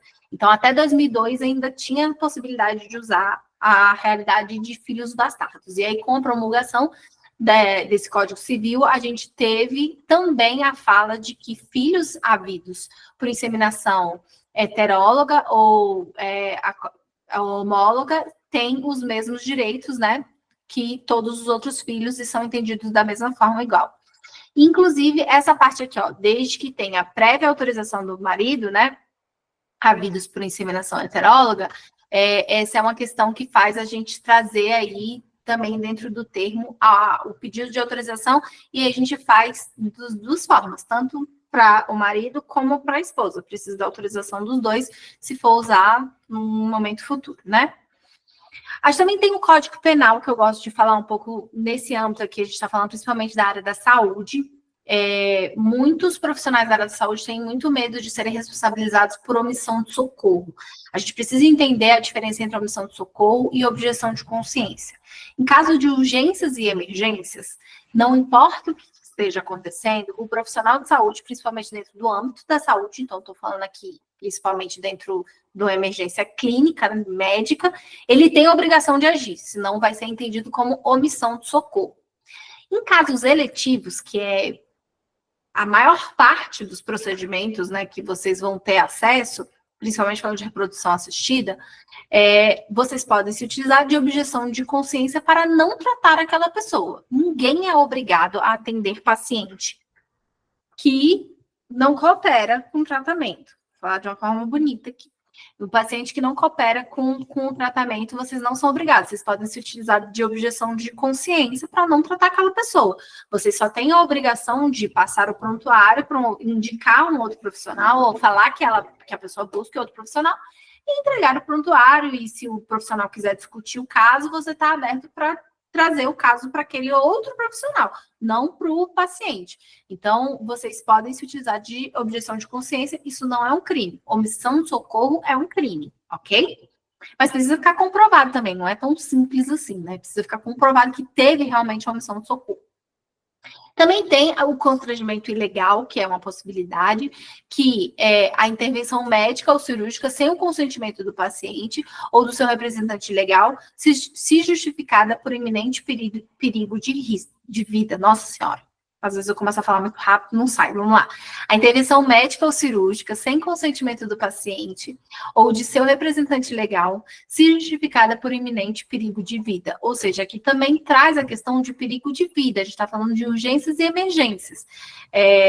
Quando a gente fala sobre intervenção cirúrgica sem consentimento, a gente não está falando sobre a pessoa chegou, fez Vou trazer um caso polêmico aqui para vocês. A pessoa chegou na emergência porque ela fez um aborto clandestino mal sucedido, né? Usou o cabide lá e aí tá sangrando ali. Nesse momento, as pessoas têm obrigação de atender essa mulher. Depois você vai reportar, depois você vai falar alguma coisa. E ali você não precisa de ter consentimento. Às vezes a pessoa não está nem esclarecida, você vai agir. No caso de tratamentos eletivos, você precisa sempre do consentimento. Se você não tiver e agir sem o consentimento da paciente, a gente está falando sobre constrangimento ilegal. Vou falar de casos horrorosos, um caso horroroso que eu acho. O médico está colocando o silicone da mulher e aí o marido entra para escolher o tamanho do silicone. Isso é constrangimento ilegal, gente. Ela deu autorização para colocar um tamanho maior? Isso acontece. Infelizmente, isso é constrangimento ilegal. Você precisa da autorização da paciente, a não ser que a paciente tenha dado autorização explícita para o médico. Não cabe ao marido da mulher ficar decidindo o tamanho dos peitos dela, gente. Umas coisas assim que a gente tem que passar aqui em meditação. E a gente também tem no Código Civil de 2002, né, artigo 15, principalmente falando sobre essa questão de responsabilização, né? Ninguém pode ser constrangido a submeter-se com risco de vida a tratamento médico ou intervenção cirúrgica. É uma manifestação de vontade do paciente, seu direito de autodeterminação, de assentir ou não com o tratamento de saúde, após ser devidamente esclarecido. O termo de consentimento informado deve ser composto por certos requisitos para que seja válido juridicamente, o que a gente já viu, né? Para que ele produza efeitos no mundo jurídico. Sobre as normas específicas sobre reprodução humana assistida no Brasil, a gente não tem uma lei que trata sobre o tema, não tem uma norma legal. O que a gente tem são normas administrativas. A primeira é do Conselho Federal de Medicina, que geralmente a cada 2 anos traz uma nova resolução, menos em 2017, que era para trazer em 2019, trouxe em 2021, fez uma lambança com aquela resolução. Gente, que lambança foi a resolução de 2021, e aí de 2022 veio melhor, né? E provavelmente a gente vai continuar tendo atualizações dessa norma. No final de 2022, eu achei um crime, entendeu? Eu queria falar isso. 28 de dezembro de 2022, a Anvisa publicou a RDC 771, com aplicabilidade já em fevereiro do outro ano. Por que, Deus? Que olhando norma em dezembro, 28 de dezembro, entendeu? O meu escritório trabalha com isso, a gente já estava tranquilo. Indo para o ano novo, eu tive que voltar para trazer para os meus clientes, explicando a nova norma, né? 50 páginas aí de regras. 28 de dezembro de 2022, vai ficar marcado no meu coração. A norma administrativa, ela vai conferir esses limites éticos e administrativos, principalmente quando a gente pensa no fato da resolução do CFM. A gente sabe que existe uma gama de profissionais que trabalham na área da reprodução humana assistida, não são só os médicos, né? A gente tem embriologistas, a gente tem enfermeiros, a gente tem farmacêuticos, a gente tem uma gama de profissionais que trabalham nessa área, e eles não têm responsabilidade alguma com o Conselho Federal de Medicina. Alguma. Nenhuma. E aí a gente tinha uma norma que trazia, porque antes dessa 771, a resolução da Anvisa ela era muito pobre, né? Então, os profissionais acabam tendo que seguir um conselho de classe que não é o deles. E isso é uma lacuna muito grande, né, dentro da área da reprodução humana. A Anvisa já traz uma norma administrativa, mas ela é muito mais técnica, né? E aí sim traz obrigação para todos os profissionais, inclusive para os pacientes, né? Todo mundo tem a obrigação de seguir as normas da Anvisa. Então, ela conferiu limites melhores e mais segurança para a atuação, inclusive, dos profissionais. Porque lá na resolução está escrito sobre termo de consentimento, o paciente tem que aderir, né? Porque ele tem obrigação para com essa resolução, diferente da resolução do Conselho Federal de Medicina, que o paciente não tem obrigação nenhuma. Deixa eu ver aqui o que vocês estão falando. É possível retirar o consentimento de uso de embriões pelo parceiro no futuro? Vou trazer um caso sobre isso. Rebeca, segura aí que você vai ver como já foi decidido no Brasil aqui. Sobre consentimento de cônjuge e doação de gametas. Mulheres ou homens já casados precisam de consentimento do cônjuge se quiserem doar seus gametas? Eu entendo que não.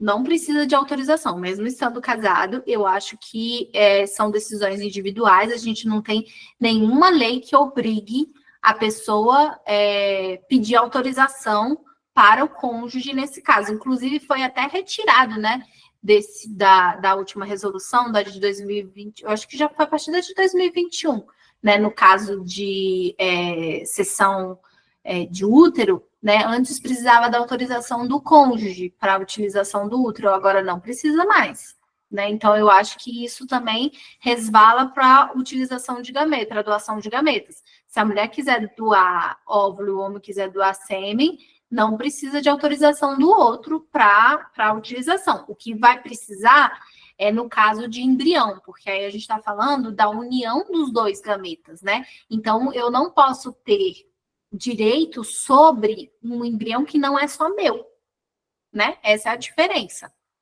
Nesse caso, o embrião não é só meu, a não ser que eu adquira o sêmen, aí é só meu. Porque eu comprei o meu sêmen ali, aí é só meu, eu tenho direito sobre ele, fazer, dispor, fazer o que eu quiser com ele, doar, enfim.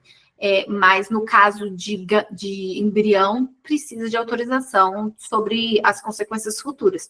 Em gameta, eu não vejo essa obrigação.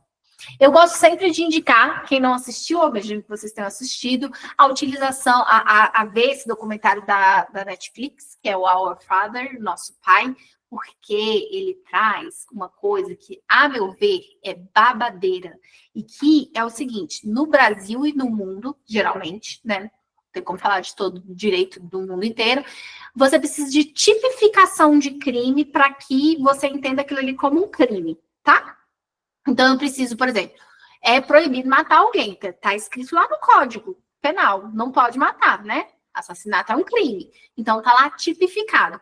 Agora, a gente tem vários crimes que acontecem no âmbito, para mim, é um crime, no âmbito da reprodução humana assistida, que não estão tipificados. Então, você tem, no máximo, uma responsabilização civil daquela pessoa. Você não tem uma responsabilização criminal daquela pessoa. Está aparecendo, infelizmente, muitos casos agora de reconhecimento de paternidade dos donos de clínicas que utilizaram seu próprio sêmen para fazer reprodução humana assistida. Esse caso do Our Father, para mim, é o mais cabuloso. Desculpa, contém spoilers. Vou dar um tempinho para quem quiser assistir, contém spoilers. Ele usava o sêmen dele nas mulheres, até aí tudo bem. Só que era naquela época que era fresco. Então, o cara, ele ia numa sala, enquanto o marido da mulher estava noutra sala, e ele colhia o sêmen dele e aí transferia, gente. Que desespero. E aí o povo começou a descobrir. Como que o povo começou a descobrir que ai, gente, desculpa. Mas vale assistir o documentário. E aí, como que o povo começou a descobrir que era todo mundo irmão? Nesses testes de genética que tem hoje em dia, que você pode dar match com outras pessoas. Você pode dar autorização para essas empresas que fazem teste genético, encontrar parentes. E aí começaram a encontrar irmãos de pessoas que não tem nada a ver. Como assim você é meu irmão? Né? Como assim? Aí descobriram, e tipo assim, até o final do documentário, tinham descoberto 34 pessoas, não era assim, 5, era uma coisa insana, né? A gente teve um caso aqui no Brasil também, que foi o Abdelmaci, que todo mundo sabe que ele usava o sêmen dele também, E ele foi preso porque ele estuprava as pacientes, mas essa questão da utilização do sêmen dele, ele não foi responsabilizado, ele tem uma responsabilização ética e civil de reparar as vítimas pelo dano que ele causou, mas não é um crime. Ok? A gente não tem tipificação disso ainda. Então, existe sim uma lacuna sobre o tema de reprodução humana, que envolve tanto os aspectos civis, como aspectos penais, inclusive. A gente precisa de uma lei que traga essa determinação, porque a norma administrativa ela tem uma fragilidade. É só a gente lembrar da resolução de 2021, que trouxe a obrigação de autorização judicial para descarte. Gente, aquilo ali foi caos no judiciário. O judiciário não estava entendendo nada. Peraí, vocês estão brigando porque um quer descartar e o outro não quer? Não, doutor. A clínica quer, o paciente quer, todo mundo quer. Não, então vamos oficiar o Conselho Regional para tentar entender o porquê que esse processo está acontecendo. Ah, é porque a resolução traz obrigação. Tá, então tá todo mundo a favor. Todo mundo quer descartar o embrião. A clínica, os pais, todo mundo. Ah, por que eu tenho que dar essa autorização? Os juízes não entendiam. Aí eles não sabiam se ia para a vara civil, se ia para a vara de família. Tá? Foi uma confusão aquilo ali. Ou seja, tem uma fragilidade, uma resolução que traz esse tipo de determinação. E uma obrigação para os próprios pacientes que não tem nada a ver com o Conselho Federal de Medicina, né? Tão bizarro quanto a série Netflix, O Homem de Mil Filhos. Eu lembro, doador em série na Europa, que agora o povo não está permitindo que ele continue a doar, né? Eu lembro dessa história, Jéssica. Também pode ser configurado como um crime, né? O cara quer, sei lá, popular o mundo sem falar para as pessoas também, né? Para as outras clínicas. A gente também tem a portaria que institui a Política Nacional de Atenção Integral em Reprodução Humana Assistida. Foi essa norma que instituiu a possibilidade de a gente ter, no Brasil, a reprodução humana assistida no âmbito público. Atualmente, a gente tem, em 2024, a última contagem, foi 10 hospitais públicos. Aqui em Brasília, a gente tem, né? Não existem regras explícitas, então cada hospital determina suas regras, como contagem de folículos, idade, dentre outras questões. As filas de espera duram de 2 a 7 anos. O local que mais tem, né, essa possibilidade é em São Paulo, tem 3 hospitais lá que podem ser feitos, e realmente é uma questão assim. 10 centros num país de 220 milhões, né? Assim, complicado. Mas a gente tem, sim, fertilização in vitro no SUS. Conheço muitas pessoas que trabalham aqui em Brasília no HMIG.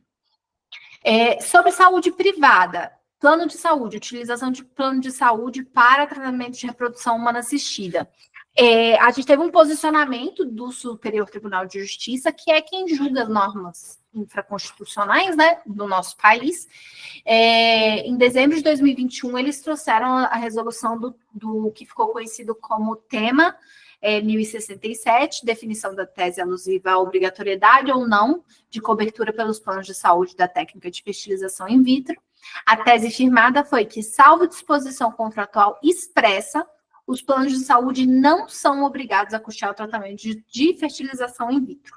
Então, os planos não são obrigados. Sempre não. Vai depender da situação. Em casos muito específicos, eles podem ser obrigados. Em 2020, teve a decisão da terceira turma do STJ, um caso muito interessante, uma paciente de 30 anos foi ser submetida à quimioterapia. E como a gente sabe, o tratamento de quimioterapia ele causa falência ovariana.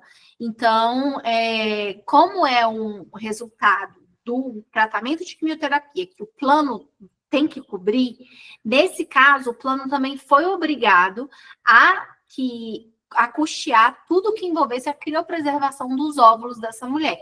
E aí ficou determinado somente até a alta do tratamento de quimioterapia, prescrito para o câncer de mama, a partir de quando, então, caberá a paciente arcar os eventuais custos, nesse caso, de manutenção dos óvulos, né?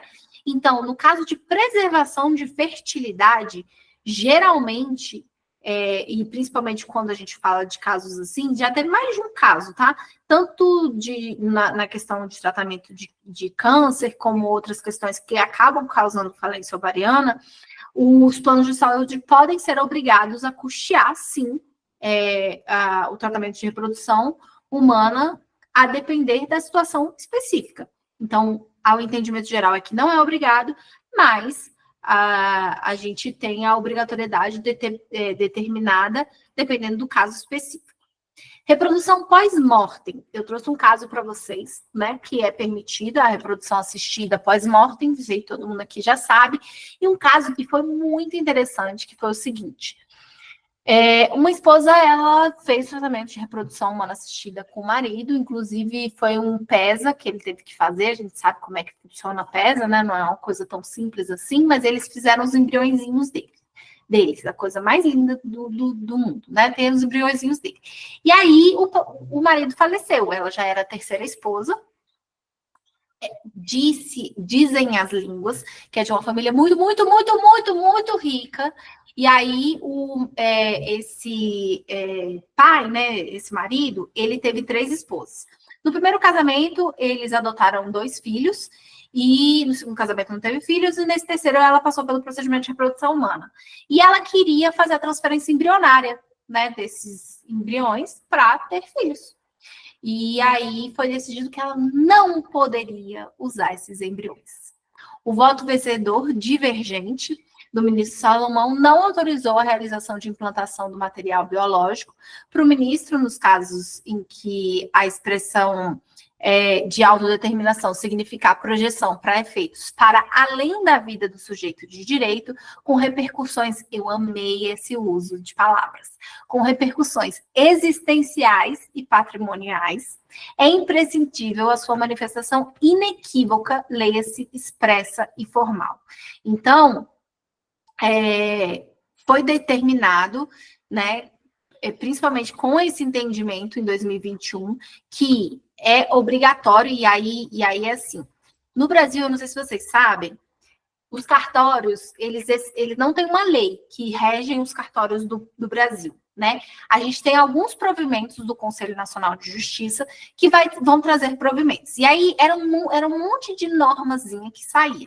E aí, finalmente, em 2023, eles decidiram fazer esse Código Nacional de Normas de fórum extrajudicial, que os cartórios têm que seguir sim, tá? Isso aqui eles têm que seguir. E lá fala que deverá ser apresentado termo de autorização prévia específica do falecido ou falecida para uso do material biológico preservado. Aí tá aqui, lavrado por instrumento público ou particular com firma reconhecida.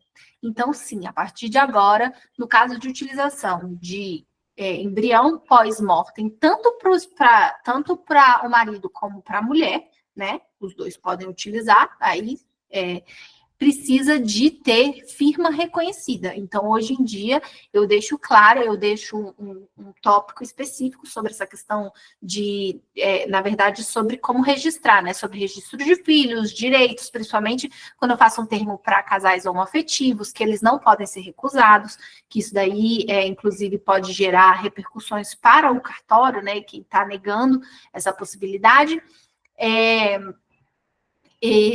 Obrigatoriedade de você colocar sobre esse ponto específico o reconhecimento de firma e também o reconhecimento de firma do termo como um todo, mas esse ponto de eu autorizo que meu marido, em caso de falecimento, incapacidade civil, o que quer que seja, utilize os embriões no caso do meu falecimento, assina, reconhece firma e põe a assinatura do cônjuge também, para os 2 casos. Tem que ter reconhecimento de firma desse ponto específico, porque senão pode ser que lá na frente bata e a pessoa não possa usar. Então, até agora, eu acredito que esse caso já está no STF, né? Vamos ver como é que o STF vai falar sobre esse caso, mas o STJ decidiu que é obrigatório isso, e aí o CNJ já pulou trazendo, então, essa questão de que precisa do reconhecimento de firma ou então lavrar por instrumento público, né? Mas o termo de consentimento por si só é o suficiente.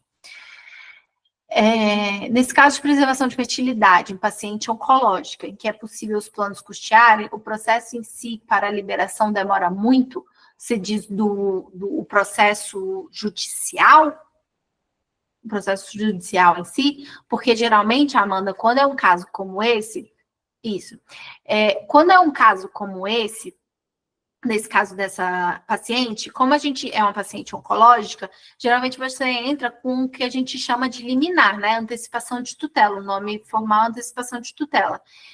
Você entra com a liminar para requerer que isso seja autorizado de imediato, porque a mulher não pode ficar esperando, né, o plano e o tempo lá dos 20 dias úteis do plano liberar para fazer o tratamento, né? Então, geralmente você entra com antecipação de tutela para requerer isso. Vai depender da interpretação do juiz, se ele vai dar essa antecipação de tutela ou não, de cada caso e tudo mais. Geralmente, antecipação de tutela, e no caso desse de tratamento de saúde, né? Principalmente quando tem urgência e emergência. Quando é urgência e emergência de saúde, sai de um dia para o outro. Tá? Só para vocês entenderem.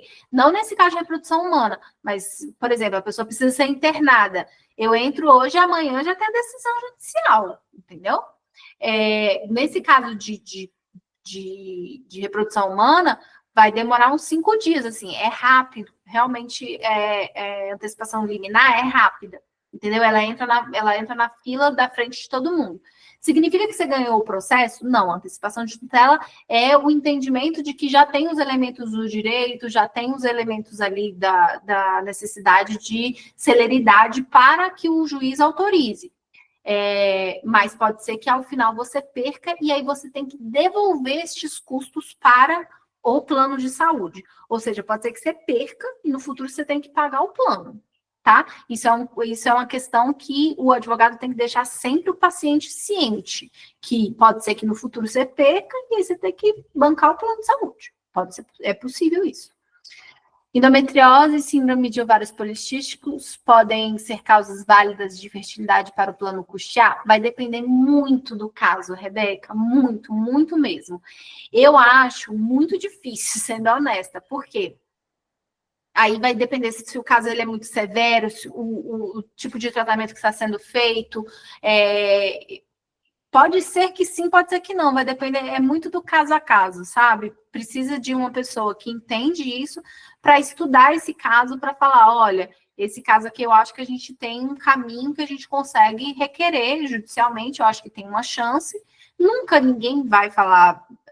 Ninguém decente, né? Vai falar, não, isso é ganho de causa. Não existe, gente. Não existe ganho de causa. Vai depender do bom humor do juiz. Entendeu? Infelizmente, judiciário é isso, né? Judiciário depende da interpretação do juiz sobre as leis, né? Então, pode ser que ele discorde, né? Agora vem. A pergunta foi de quem que fez essa pergunta? Foi da Jéssica, né? Você perguntando sobre o cônjuge. Então, casal que divorcia, quem tem direito aos embriões? Aqui em Brasília, a gente teve uma decisão em 2021 em que o casal assinou o termo de consentimento e o marido tinha dado autorização para que a mulher utilizasse, no caso de divórcio, né, os embriões. E aí ele entrou com um pedido de descarte desses embriões e ela foi convocada, né, porque era dela, né, esses embriões, e ele entrou com pedido de descarte dos embriões e foi entendido que a pessoa ela tem direito de alterar a opinião dela em relação ao que ela deu autorização previamente, né? Então, é legítima a desistência individual do genitor que participou da fertilização in vitro homóloga e a ensejar o descarte de embriões criopreservados ante os princípios da paternidade responsável e da autodeterminação do planejamento familiar. Então, foi autorizado o descarte desses embriões nesse caso específico. Significa que sempre vai ser entendido assim? Não, né? Como eu falei para vocês, o direito ele não tem certo e errado, vai ou não vai, né? O direito, a gente tem teorias majoritárias e minoritárias que vão alterando de acordo com o entendimento dos juízes, porque, enfim, funciona assim, e aí a gente tem um precedente, né? A gente tem um precedente jurisprudencial que mostrou para a gente que a pessoa ela tem o direito de alterar a opinião dela no termo de consentimento.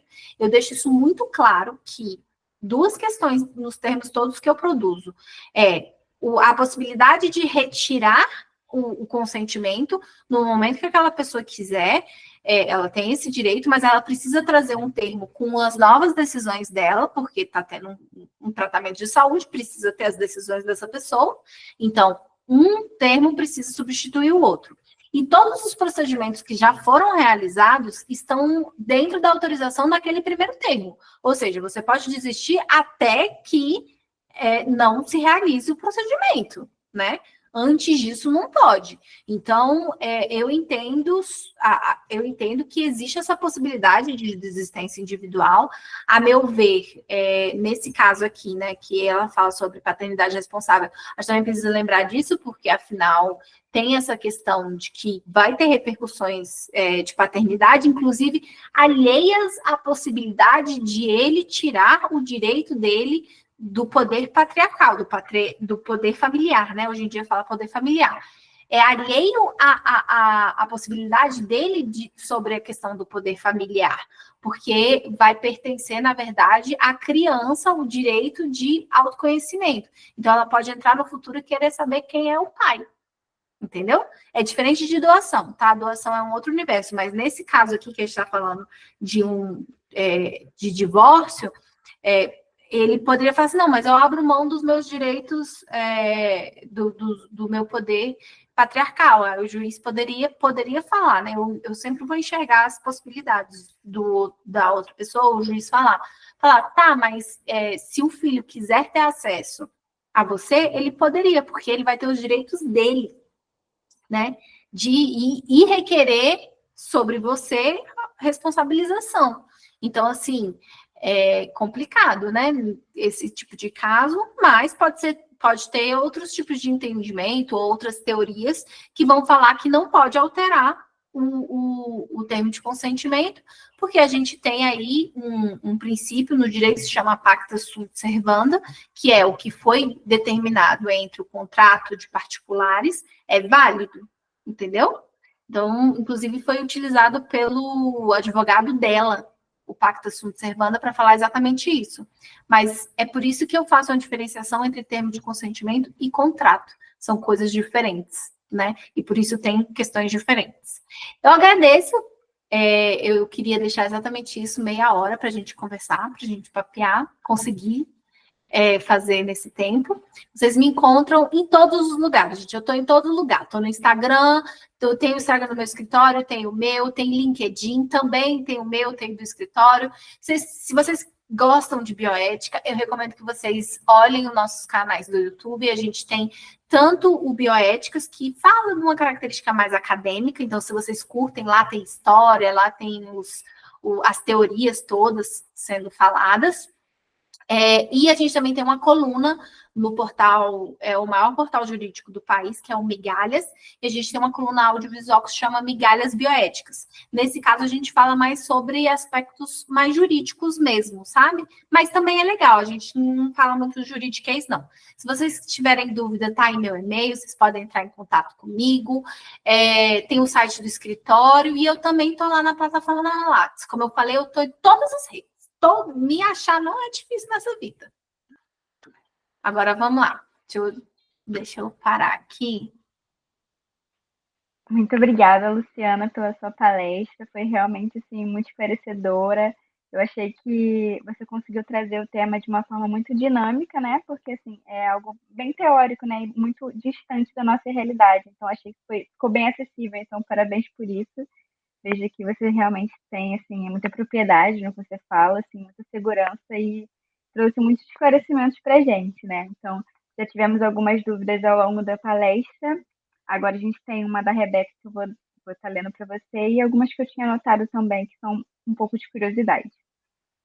A Rebeca perguntou se a mulher não tiver mais a reserva ovariana e os embriões do ex-cônjuge forem a única chance dela ser mãe biológica. Você acha que haveria mais chance de permitirem essa transferência? Esse é um argumento que pode ser utilizado para a utilização. Mas, desde antes desse caso, na verdade, eu converso com os médicos da clínica e eu sempre falo isso, gente, não usa todos os embriões para injetar com... Eu sei que, assim, é complicado, porque às vezes a mulher está com 40 anos, na verdade, dá 2 óvulos, né? E é complicado isso, mas assim, o ideal, o mundo ideal, né? Prática diferente. O mundo ideal é que não utilize todos os óvulos da mulher. Exatamente por isso, porque a gente sabe, quem vive reprodução assistida sabe que é complicado, sabe que os casais se divorciam, porque é um procedimento muito estressante mesmo, a gente sabe disso. Então, eu sempre falo, olha, se há possibilidade de guardar óvulos sem, né, ser um embrião, o ideal, guarda o óvulo também separado. Por quê? Porque pode ser que no futuro, mesmo ela não tendo reserva, o juiz vai entender, olha, metade do material genético é dele, eu não posso, como é que eu vou ir contra uma decisão explícita de alguém que não quer que você use? E aí vai ter outras repercussões, que é o que o ministro falou lá no caso da transferência embrionária, vão ter repercussões existenciais, vai ter uma outra pessoa ali, né? E aí o cara vai ser obrigado a ser pai, ele vai abrir mão da paternidade, ele pode abrir mão da paternidade, assim, envolve muitas questões. Eu acho que todo argumento ele é válido e ele é possível. É um entendimento meu, individual, assim. Eu enxergo, hoje em dia, com o judiciário que a gente tem, 2024, eu enxergo que seria a mesma decisão. Inclusive, esse caso desse casal aqui de Brasília, se eu não me engano, ela não tinha mais reserva ovariana. Se eu não me engano, porque ele entrou com um pedido de descarte, né? E ela foi muito veemente contra. A outra pergunta é uma minha mesmo. Você acha que com o avanço da tecnologia da edição genética, né, a gente tem as técnicas CRISPR, como que isso vai influenciar, né, os discursos bioéticos na área da reprodução, assim, em que nível? A gente teve um caso dessa técnica, né, que foi do médico chinês, né, que fez as bebês gêmeas, que ele utilizou a técnica CRISPR-Cas9, né? Tô falando certo? Não sei se estou falando certo. Ele utilizou dessa técnica para que elas combatessem HIV/AIDS. Vocês lembram desse caso? Foi pré-pandemia. Um escândalo internacional, né? Esse homem desapareceu, o entendimento é que ele tinha sido desaparecido, mas ele realmente só desapareceu. E eu acho assim, que é um assunto muito polêmico, manipulação genética a este ponto, não sei se essa é a sua dúvida, mas aí eu vou falar uma opinião minha, assim, tá?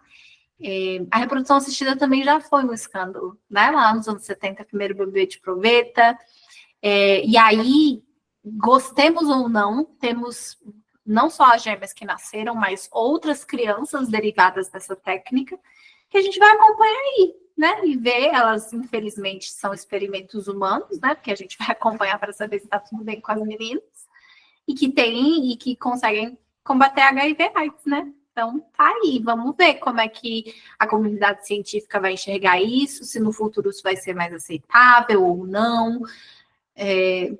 Eu acho que existe a possibilidade de que a gente aceite isso de uma forma mais tranquila, claro que respeitados todos os direitos dos envolvidos, né? Porque tem toda uma fala, e eu não sei porque eu não analisei, de que os pais não estavam tão cientes assim do que estava acontecendo nesse caso.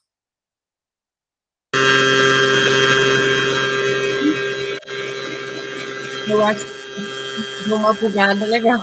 Eu acho que o som deu algum problema. Há um ruído muito forte no fundo. O ruído parece trem. Não sei. Pode ter estourado o microfone de alguma forma. Uhum. Qualquer coisa você pode escrever no chat, eu leio a dúvida. Inclusive, se mais gente tiver dúvida, pode escrever no chat, pode abrir o microfone. Vocês não vão perguntar nada, gente. E os babados que estão rolando nos Estados Unidos, que tem estado lá que está proibido de fazer reprodução humana assistida. Gente, eu não vi isso. Como assim? Você não viu isso? Não vi. Não? Tô chocada, é sério? Quando? Quando isso aconteceu? Já tem. Foi esse ano. Então, Deixa eu pegar, gente, eu tava com... Eu tô chocada.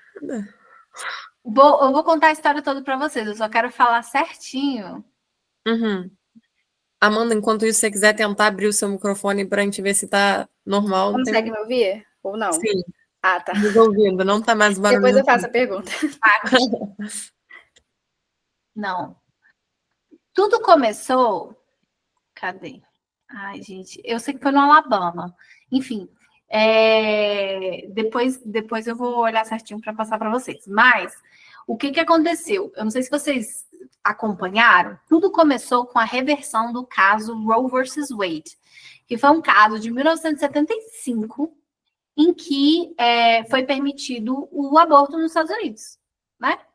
E não somente o aborto, mas era uma questão sobre a liberdade sexual feminina, né? Porque as pessoas falam muito sobre o aborto era uma das questões que esse caso ele abordava, tá? Ou seja, transferia para a individualidade feminina essa escolha. Meu corpo, minhas regras. Essencialmente foi isso que os Estados Unidos fez lá em 1975. Em 2022, a gente teve uma reversão desse caso. E aí, não é que os estados eles foram proibidos de fazer aborto, mas não era mais obrigatório. Então, como eles são uma confederação e não uma federação, eles... cada estado pode ter suas decisões desde que não viole os princípios fundamentais da Constituição deles, né? Da Carta Vitória. Então, os estados podem ainda sim ter as suas clínicas e sua possibilidade de realizar clínicas de aborto e tudo mais, e contracepção, desde que o estado permita. Só que a gente sabe que lá nos Estados Unidos existem estados que eles são muito mais rígidos com esse entendimento, né? E aí, isso começou a perder o controle. Tem estado que não está provendo pílula anticoncepcional, gente. Tá? Não está provendo questões básicas, não está provendo camisinha, não está provendo anticoncepcional para as mulheres. Simplesmente voltamos à década pré-anos 60, assim, né? Que foi na época da Revolução dos Direitos Sexuais Femininos. Então, assim, tem estados que realmente as mulheres não estão tendo acesso. E eles falaram, não, nunca vai chegar a esse ponto. Vai chegar a esse tipo, já chegou a esse ponto. E um dos pontos foi que teve uma decisão sobre essa questão de embriões, e aí um casal que entrou contra uma clínica, e o entendimento era que não podia descartar, porque foi entendido como vida, né? Sobre início de vida, e aí simplesmente todas as clínicas de reprodução assistida do estado pararam de fazer. Como é que eu vou me sujeitar ao risco de ter processos contra mim? E aí tá simplesmente paralisado. Eu sei que é no Alabama e tá assim, tá tudo proibido, essencialmente proibiu, entendeu? Por causa de uma decisão judicial que entendeu que era início de vida e é isso. As pessoas não entendem, eu acho isso muito complicado, as pessoas não entendem as repercussões que decisões podem ter. Vou deixar claro aqui a minha opinião. Eu acho que a pessoa tem todo o direito do mundo de entender que embrião é vida, que gameta é vida, início de vida. Só que isso tem repercussões jurídicas, tem repercussões inclusive, patrimoniais, entendeu? Se você entender que um embrião ele é vida, teoricamente ele pode participar de um inventário. Ele pode ter acesso à parte fazer parte da divisão de patrimônio. Ele pode processar os pais para nascer, ele pode processar os pais por não nascer, ele tem todos os direitos, entendeu? Então é muito complicado isso e foi entendido. Está proibido. Não está proibido, né? Não tem uma proibição formal, mas as clínicas não estão com coragem. Então simplesmente paralisou e aí foi um escândalo, porque tinham várias mulheres no meio de tratamentos e aí simplesmente...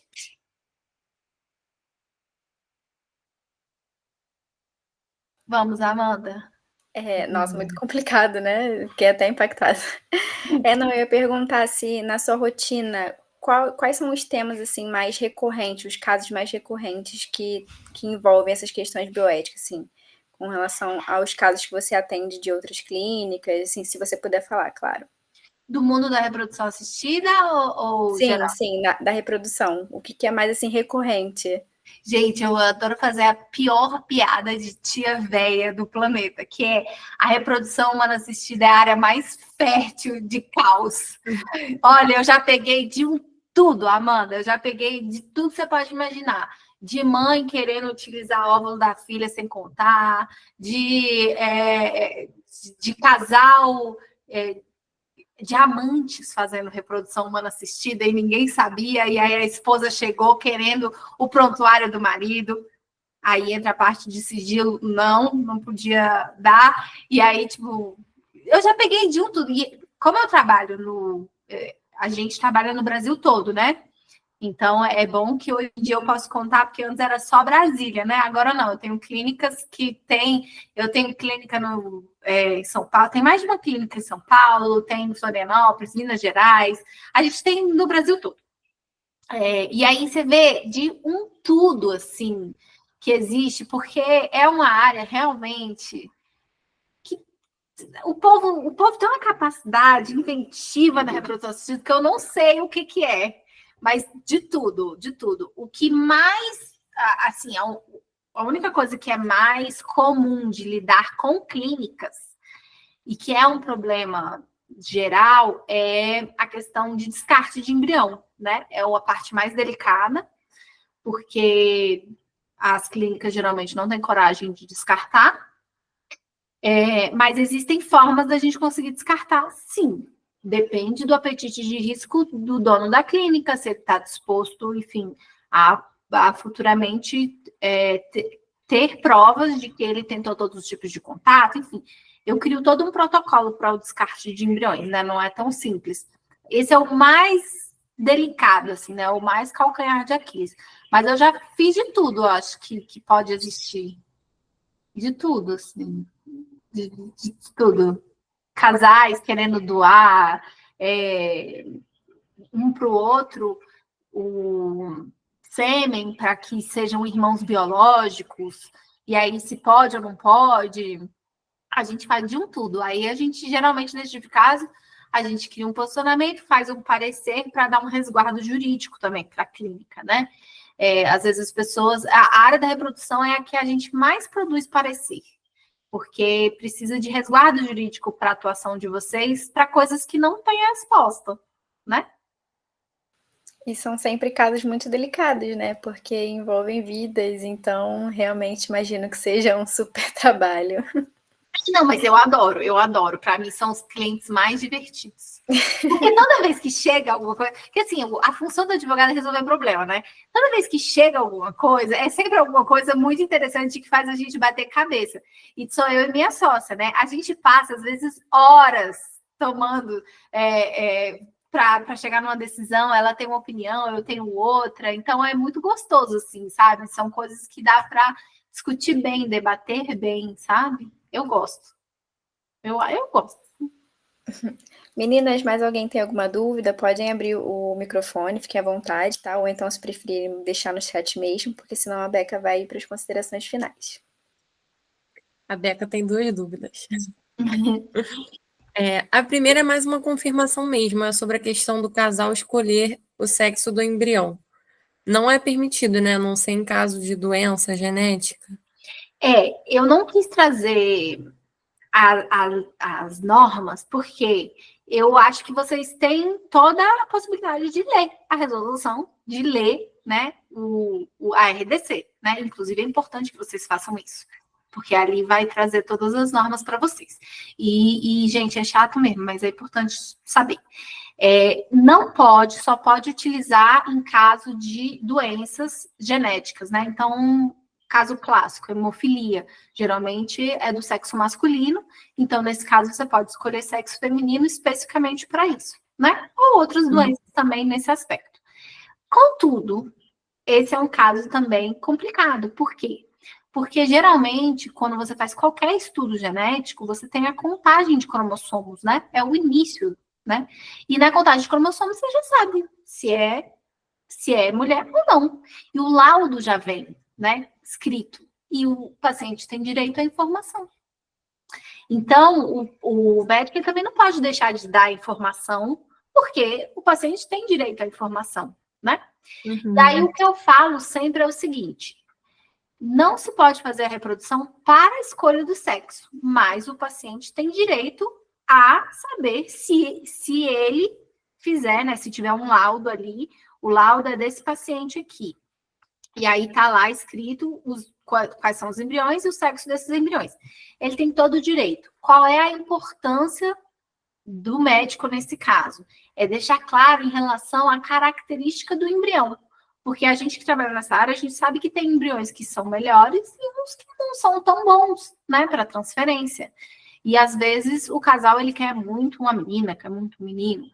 E às vezes o sexo que a pessoa escolheu não é o melhor dos embriões. E aí eu falo, então deixe muito claro sobre as características desse embrião, entendeu? É óbvio que nesse caso está tendo uma escolha por sexo, mas deixe claro.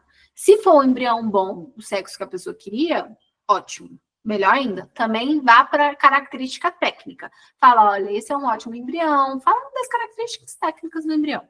É isso.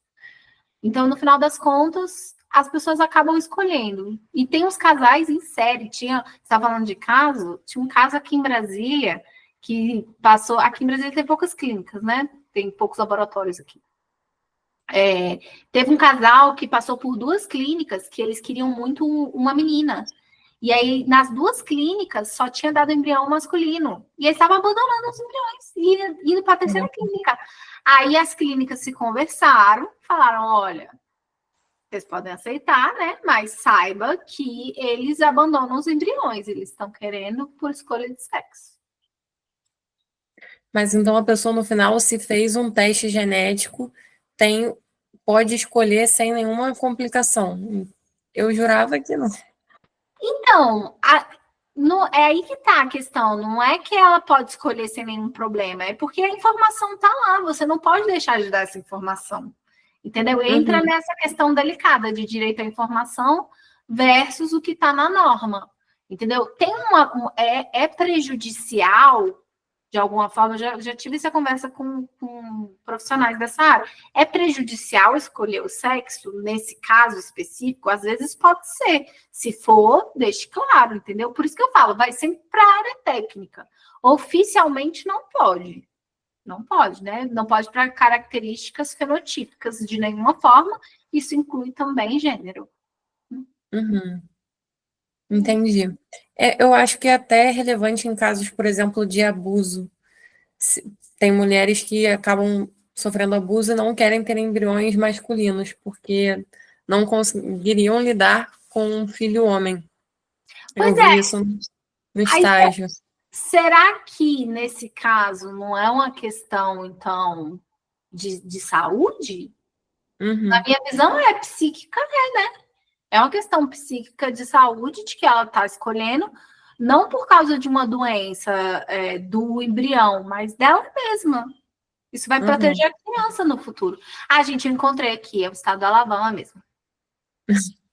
Aqui, ó. A Justiça do Estado do Alabama decidiu que embriões congelados podem ser consideradas crianças juridicamente. Vou passar para vocês.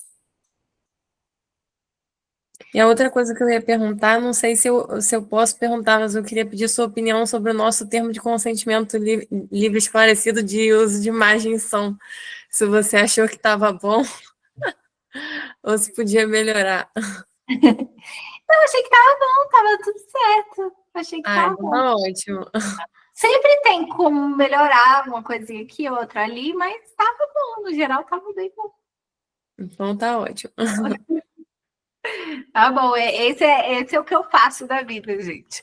Eu sempre gosto de explicar isso com as pacientes. Eu falo, sabe aquele termo que você odeia ler? Pois é, fui eu que fiz, gente. Pode me xingar, não tem problema. O importante é você me xingar entendendo o que você está lendo. Aí você fica à tarde.